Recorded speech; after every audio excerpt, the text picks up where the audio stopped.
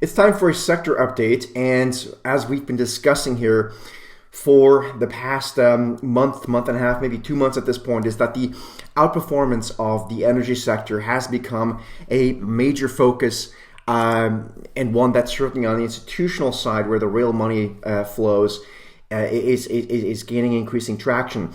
Before we look at that a little bit more and look at some of the other sectors, I want to point out two things that I think are really important here. First of all, if we look at year to date, and this is very telling in terms of when the market peaked a number of weeks ago, look at the technology sector, the XLK ETF.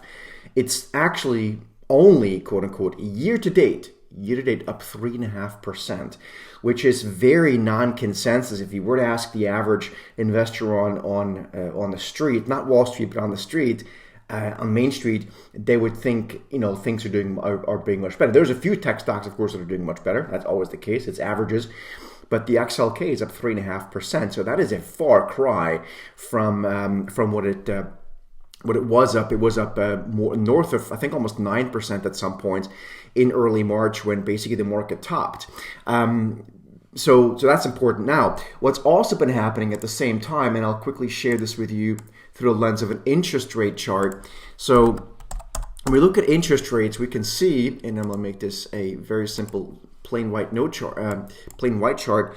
You can see that interest rates, this is the 10-year yield, that have obviously over the course of the past month or so crept from about 4% up to just recently up as high as 4.7. We're now currently at 4.6-ish. And that has had an influence on interest rate sensitive sectors, like, for example, home builders. Look at the home builders, XHB, are basically down in a straight line. If you were to ask the average portfolio manager about a month ago, do they like real estate stocks? They would have loved them. Now they're 10% lower in a straight line. So anyone that bought this in basically any time after February is basically now either underwater or at best flat. Then you look at the real estate sector, which I want to show you in relative terms as well. The XLRE, this is the sector ETF, right? So this encompasses a whole bunch of real estate. Basically, this thing topped out in late December last year, once again, and since the lower high in March, this sector is down 11%. So if you look at the sector here, the worst performing sector year to date is real estate. So what I'm trying to tell you is I think the momentum trade, the chase, the adrenaline chase that was so prevalent in the fourth quarter of last year into January, February this year, this is just further evidence that it's leaving. And while we don't think these stocks, Nvidia, we don't think they're going to fall apart, right? I don't think they're going to fall down 50% from here. I do think the momentum is rotating into other things, and this is further evidence of that. So real estate too. Energy at some point was up 18%. Now that's up 13%.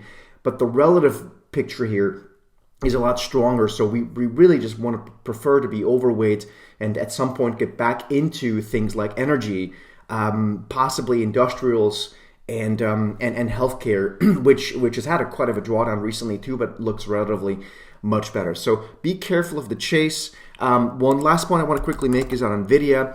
A lot of people, poo-pooed when we talked about the 8th of March having been an important day for the market, not just for Nvidia, when Nvidia had an outside reversal day. If you look at the broader market, the S&P too, March 8th, you essentially have, seen a day where the S&P crept a little bit higher since then.